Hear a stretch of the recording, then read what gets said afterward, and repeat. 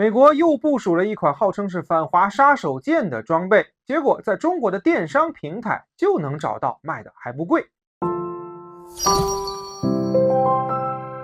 大家好，我是施涛。最近美国空军又装备了一款新型的装备，号称能对中国产生巨大的这个威胁。结果热心的网友们一搜这玩意儿在中国的电商网站上那早就有卖了，卖的还不贵啊。那么这一款装备就是美国号称叫做这个新型的这个隐蔽机库是充气式的可折叠隐蔽机库。那么结果一看外形这不就是在咱们的淘宝上随便都能买到的这个折叠式车库嘛？那么这种车库其实构架也很简单就是钢架加上一些充气的结构，平时不用的时候呢，可以把它压缩折叠起来，放在路边。那么需要用的时候呢，就把它拉开来让我们的车开进去，能够不用刮风雨淋那么这样的装备呢，被美军借鉴来用来在太平洋的这些前进基地上部署他们娇贵的 F-22、F-35系列隐身战斗机。那么通过这样的一个设施呢，能够对这个 F-22与 F-35的这个保养以及出动率都有更大的提升。那么我在跟朋友开玩笑的时候就说这样的一个先进装备按照美军这些年来玄乎其玄的命名规则，它应该叫做先进折叠式远征隐蔽机库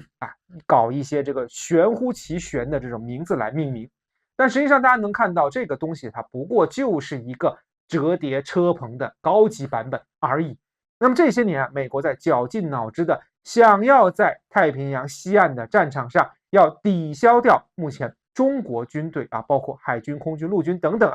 在常规军备装备上的这个技术的优势。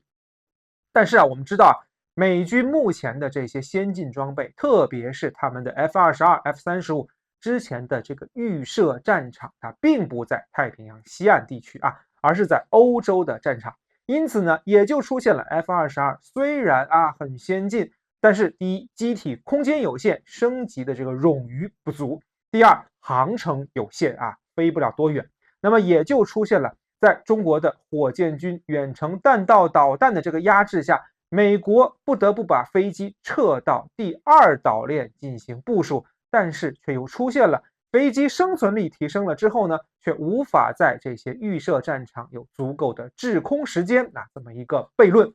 因此美军也就不得不去想一些这个咱们叫奇技淫巧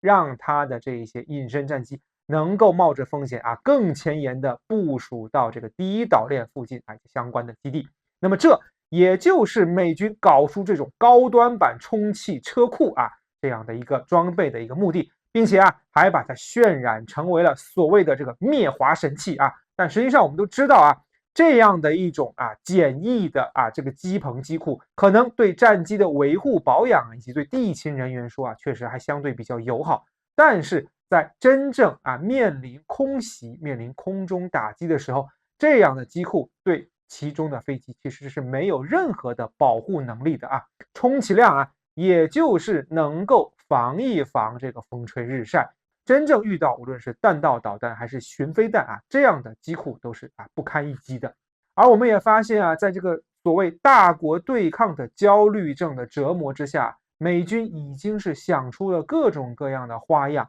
但是根子实际上并不是在美军要发展多么先进的装备来抵消掉所谓中国军事的优势，而是美军它应该在根子上，它就要想为什么中美两国偏偏要走向对立的这么一个局面呢？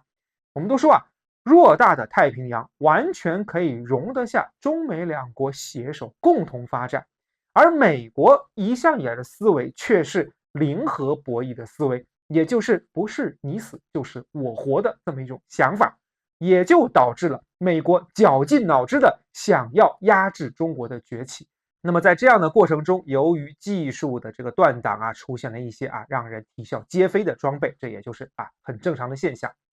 但是我们要反复的提醒在大洋彼岸的美国其实和中国携手起来，为全人类去缔造更美好的未来，才是中国与美国这么两个大体量的世界上最强大的两个国家应该要干的事情。